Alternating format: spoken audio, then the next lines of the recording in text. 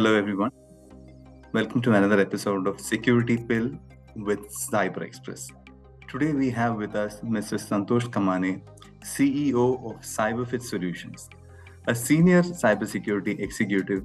He started off his career during the Y2K days, made a transition to cybersecurity, and right now, after holding prestigious positions in noted brand names companies, he has started off on his entrepreneurial journey.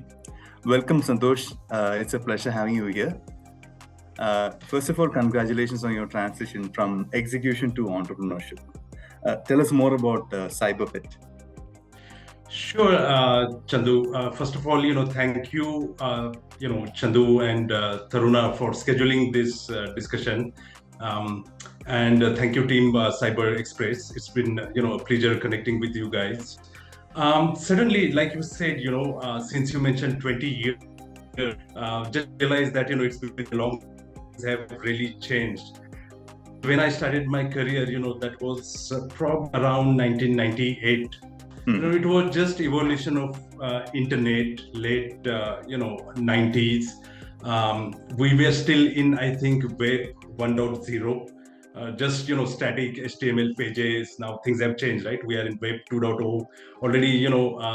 There is buzz about Web 3.0 already, right? So things have certainly changed. When I started, was more of mainframes, clients. Everything was centralized. There was hardly any concept of privacy and security. If I recall correctly, around those days, security was never a isolated function with its own, rights. It was part of general IT.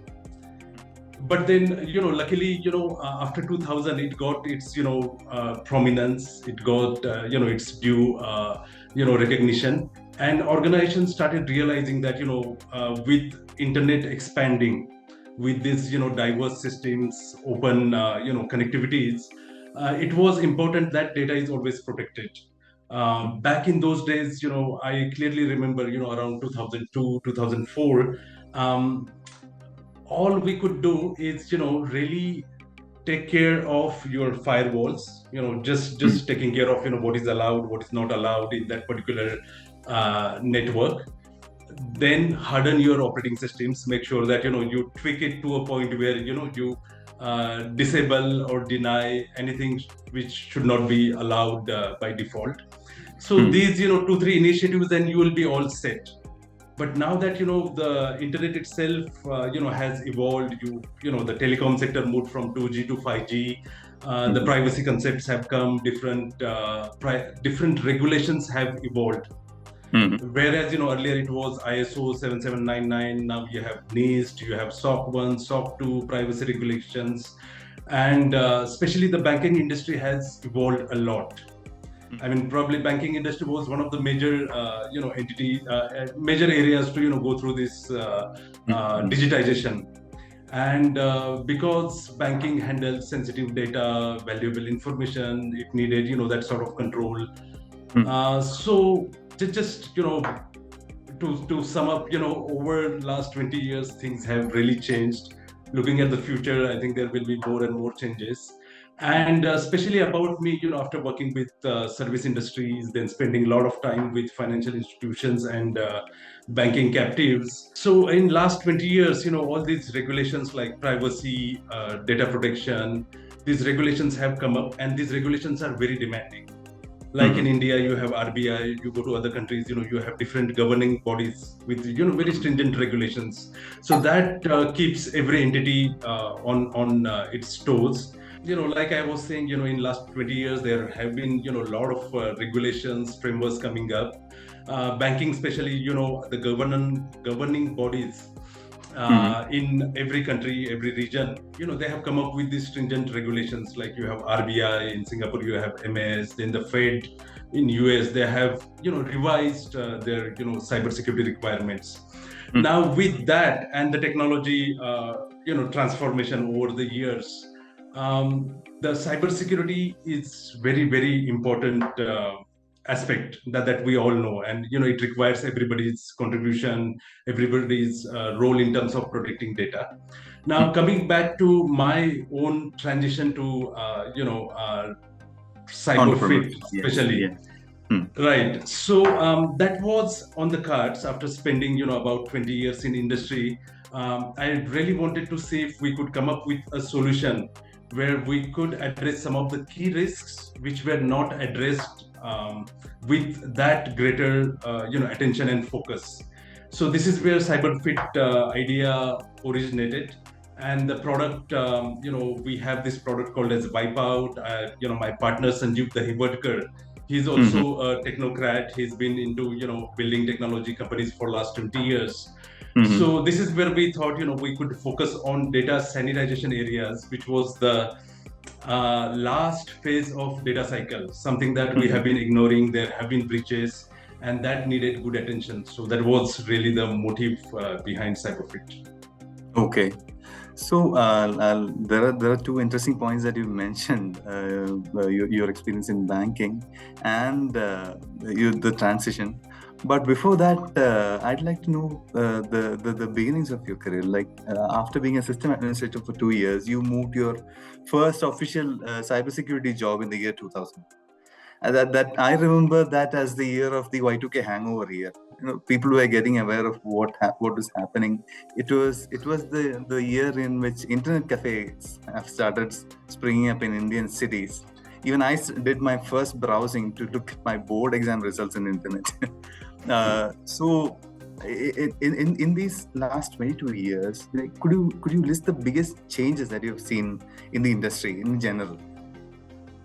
Right. So like I was saying, in late 90s or, early 2000, it was still a centralized system setup. So you had mainframes being used predominantly. The reason being, that was supposed to be a powerhouse. The PCs were still evolving. And internet was definitely a new concept, right, which was introduced. And as globalization took over, more and more systems, more and more countries, regions started their own digital transformation journey, right? Everything was connected. And with that came the introduction of various systems, right? Everything was changed into web-based systems, right? Okay. From your banking to your travel to everything. Now, with this rapid transformation over the years, it did not really, expand at the same speed where, cybersecurity could have also been given, that sort of attention. Like you had so many new technologies coming up, like even recently, if you see, there has been immense focus on application securities, right? Then you have this OAuth, top 10, and other areas like SQL injection, cross-site scripting, now API security. So there has been a lot of evolution in technology field, but at the same time, the security, initially, at least in the initial days, wasn't catching up with that speed, building the controls.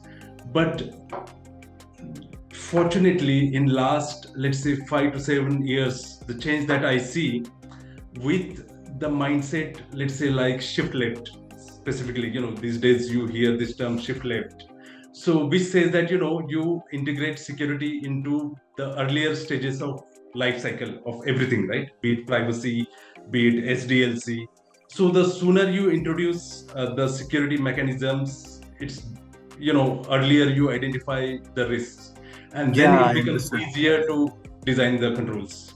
I know there is this whole thought of in security inbuilt rather than an afterthought. Correct. Security in design. When you build a house, you always plan for the keys and locks first, and then the structure. Exactly. Anyway, and then when you go ahead. This has also been a transition of the understanding of cybersecurity in itself, from network security to infosecurity to internet security, and the umpteen branches of what we together call cybersecurity, from the protection of your application to the protection of your cloud facilities. I mean, cloud did not exist at that time. So the sector has grown tremendously, and you have sailed through this growth commendably, I should say, going by your bio. How have these changes challenged you as a professional?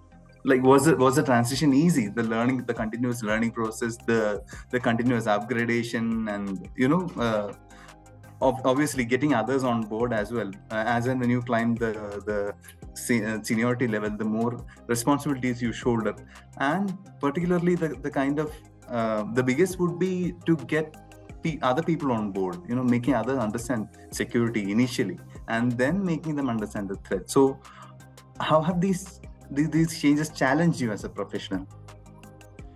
I mean, all these changes were gradual. Initially, when I started, like I was saying earlier, information security was not a unit by itself. It was part of general information technology or IT infrastructure units. And as the awareness grew, as the need arose, information security frameworks were developed. And then everybody realized, especially after banking moving to internet net banking transformation, right? With that, especially that seriousness was in place in this area. And initially, like you said, the focus was only on the operating system security or network security. But then as you started developing complex applications, your application vulnerabilities were exploited by malicious actors, right? Now, then suddenly, the whole software security, got its, own, area attention. It was treated as one of the, key areas where, CISOs and, even the development unit should focus on. Exactly. Right? And there were a good number of vulnerabilities, in application security.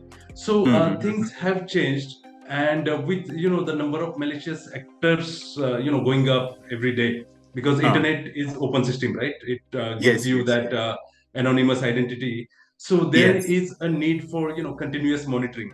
So back then, there were no like command centers, with fancy tools that you have today in your security operations center. So it was quite different, I would say. Now, fortunately, every area is getting its own, good attention. Yeah. Yeah. Coming back to the particular example in banking, you joined banking sector in 2018 in DBS after more than a decade of experience in enterprise security in the US. What were the immediate transition challenges that you faced, considering that the demands of banking sector, unlike a secluded security SOC, banking always has the window open for customer interaction. And as we know, the more access points that we have, the wider the attack surface would be. So how do we how shall I say, strike the balance between security and customer experience? Well, I was connected with financial sector when I started my career. That's how I started, working for a bank, and then building access control, systems. So that was my beginning into information security. Now, when I was in US, I was mainly working with SaaS providers, software as a service, cloud-based providers, who provided solutions for banks for managing their mortgages. So in a way, the role was very challenging because most of my clients, they were banks, and these banks had different set of regulations, especially in US. You have GLBA, you have SOX, you have SOC 1, SOC 2, PCI DSS. So it was always a task to make sure that you have the right set of controls that would address all these diverse requirements. So that was a good exposure. And then when I moved to India around 2018, I joined DBS, but then it was with their technology hub. So the challenge here was that technology hubs, though they are aligned to a bank, then you have a different set of stakeholders altogether. Because I was working with about like 4,000, 5,000 software developers, architects, production support, resources. And in this environment, typically you need that liberty, freedom to do your things, try out different things, debug, test, contribute to open source community. Now the challenge was, how do you get those banking regulations, make sure that you apply them to a developer community without disrupting or affecting their work. So definitely in banks, the key is the continued education, that all your stakeholders, be it business, be it technology, be it your regular banking critical business owners, continuous education is always the key. The second part, which is very important in most of the banks, and where banks have really done well, is the GRC part, governance, risk and control. Yes. So with that structure, the leadership commitment is not only on the paper. It is continuously assessed through their presence in the meetings, through their approvals, through continuous audits, and the organizational risks. They are owned by the senior leadership, not by somebody who is working on the ground. So that gives a lot of onus on senior folks to manage the risk really well. And the third part is that because bank is 24/7, crisis management is always the key. 24/7, yeah. Right. Be it any business continuity situation or a cyber threat scenario, recovery is very, very important. One is to make sure that you are continuously monitoring with best of your tools, best of your resources.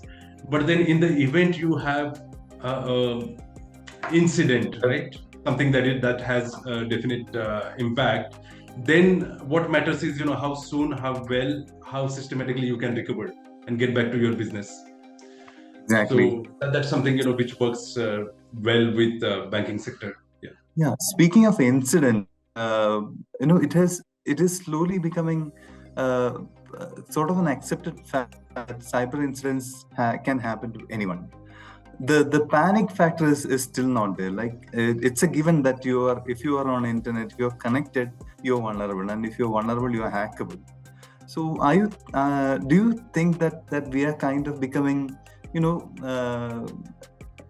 desensitized on the effect of cybersecurity? Is the panic factor still there? Are we getting too complacent about it? I think number one, we need to especially like if we talk about India, we definitely need to have some laws in place. I mean, right now we do have IT Act and other supporting laws which do help. But then the upcoming discussion, where everybody is aware of this draft, right, Digital Data Protection Bill. Now, the way it is designed, right, protecting individuals' identifiable data and critical data, it has also provisions for the penalties, right? So unless organizations are required to go through their annual assessments, they are required to undergo audits, and if they fail certain processes, if they deviate from what was asked by the law, then there should be penalties, which rightly has been proposed in the draft bill. And if you see even in GDPR, I mean, most of the key news articles in media has been like you would read that Google has been fined like some $1 million. Same goes with Facebook for breaching privacy valuations. So I think unless that is in place, the seriousness would not be shown on the ground, because that's really important. And with that, the reputational part that you mentioned, right? I mean, it does matter, because normally, I would not like to, work with an entity that violates its own, cybersecurity practices very often.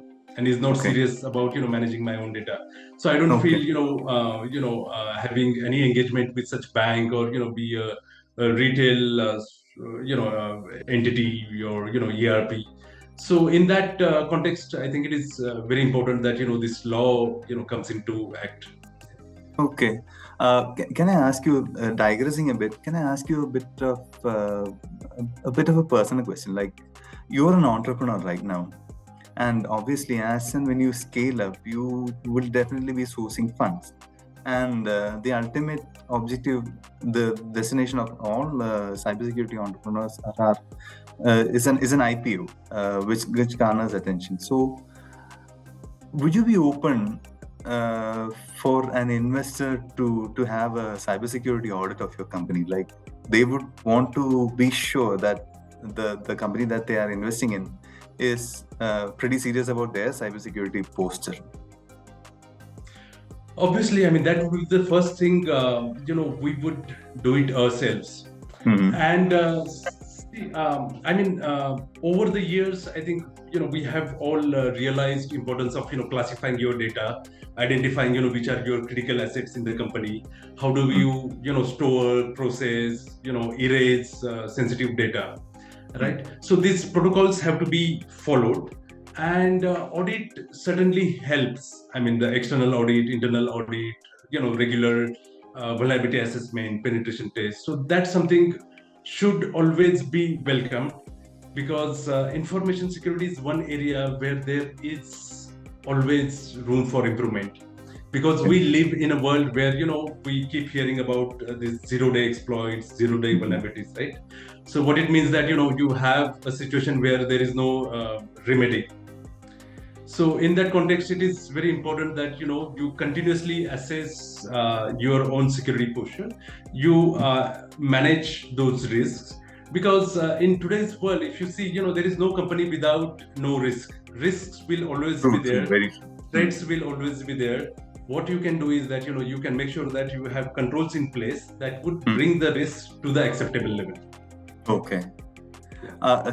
Getting back to that data destruction point, that is one thing that I saw consistently throughout your bio. You have specifically mentioned data destruction as a skill.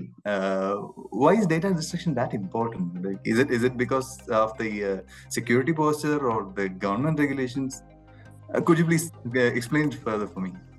Sure. If you see the whole premise of this technology evolution that we are talking about, right, in last 20-22 years, you must have noticed that all these years the data life cycle has been very static in the sense, you would either create or collect data, number one, right?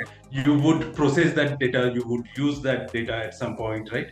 You would store that data, you would share that data, or you would archive that data.